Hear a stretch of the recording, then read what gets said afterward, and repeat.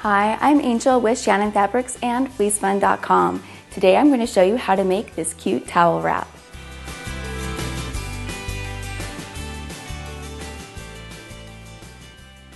For this project, you will need the following. For this project, you will need Cuddle Terry. The amount will vary depending upon the measurements. In the example, it was 2/3 of a yard. Cuddle fabric. Again, the amount will vary depending on the measurements. For my daughter's wrap, it was less than 1/8 of a yard. Thread, preferably contrasting with the terry cloth so it's easy to unpick if you need to. 10 inches of 1-inch elastic, walking foot, Velcro, a small plate, a glass, rotary cutter, ruler and mat, and scissors. Alright, once you have all those elements, it's time to get started. You'll need the following measurements to make this wrap. The chest measurement. Chest measurement should be high on the chest. Length. Measure from approximately the place of the chest measurement to where you want the wrap to fall. I recommend just above the knee. Alright, now that you have all these measurements, it's time to move on to the next step. Next, you'll need to calculate the dimensions of the wrap. To do that, we're going to do some basic math. Take the chest measurement and add 6 inches. So for my little girl, she has a chest measurement of 20 plus 6. The width of the wrap will be 26 inches.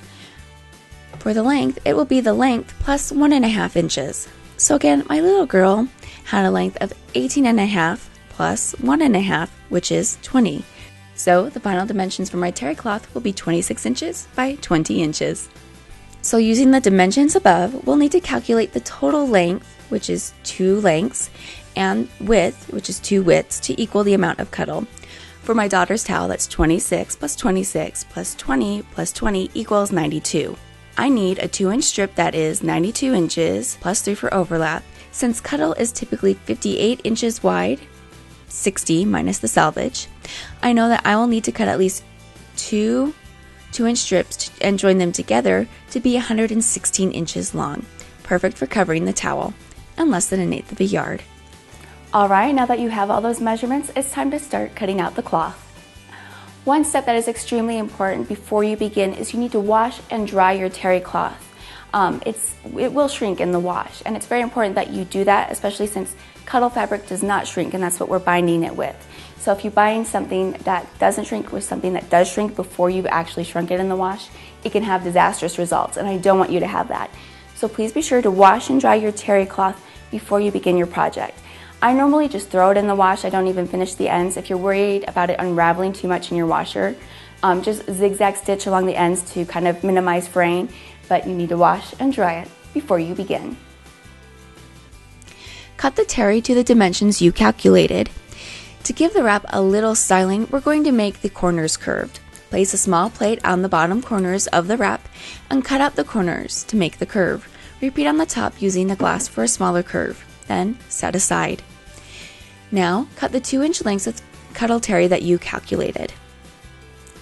Now, because binding the cloth is actually a little more in-depth, I actually have this other tutorial right here that I want you to go to. It will show you in-depth how to work with binding, especially it's actually using terry cloth also in this project. So we're going to skip over an in-depth explanation as to how to do this, but you can just go to this tutorial and get all that information there. Terry cloth unravels, so the edges must be finished properly. We're going to use cuddle cloth as the binding, using an old machine binding trick. Please watch the video tutorial to show you detailed instructions on how to do this.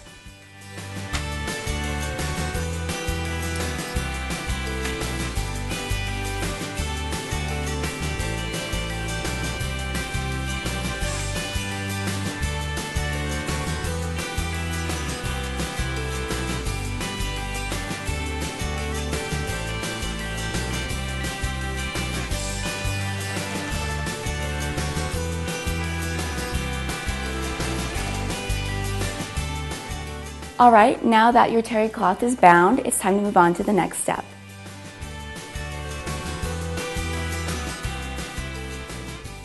Turn the top of the wrap down 1¼ inches. Pin. Fold the towel in half and mark the center with a pin. Then unfold and lay out.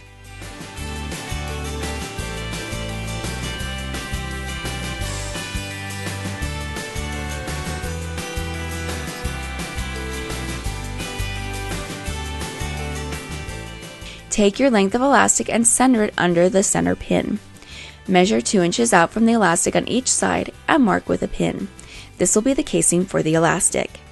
And normally when you do a casing, you just sew all the way across, but because we're adding elastic just in the middle of the towel, we're going to do it a little bit differently. Using a walking foot, sew along the edges of the binding between the 2 pins that you just marked. Do not sew down the rest of the casing. Next, place a safety pin on the end of the elastic. Thread elastic into the casing. Line up the end of the elastic, the one without the pin, with the end of the sewn casing. With the elastic sandwiched between the terry cloth, sew down the edge of the elastic. Next, using the safety pin, pull the elastic through the casing to the other side. Fabric should begin to gather and stretch as you do this. Pulling the elastic taut and making sure that the end of the safety pin is out of the way, sew down the other side of the elastic at the other end of the casing you just made.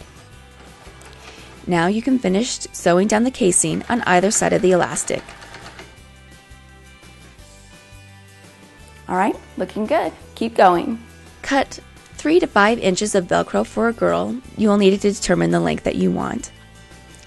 Place the hook side of the Velcro on the inside left of the wrap. Pin in place. Next, place the loop on the outside right of the wrap. This is important that you understand it is the outside right of the wrap and not the inside. Pin into place.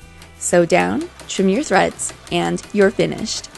And you now have this great towel wrap. And the great thing about this formula I'm giving you is that it'll work with many different sizes of kids. So not just little kids, but bigger kids as well. If you like this tutorial, Shannon Fabrics has several other tutorials on their YouTube channel that I know you'll like. Please be sure to check them out there. You can also visit shannonfabrics.com to see all their wonderful fabric that they have. If you're looking to find where you can get Shannon Fabrics, your local independent quilt shop should carry their fabric. If not, you should ask them why they don't carry it, because it's really good fabric. Have a great day, and Shannon Fabrics, making the world a softer place.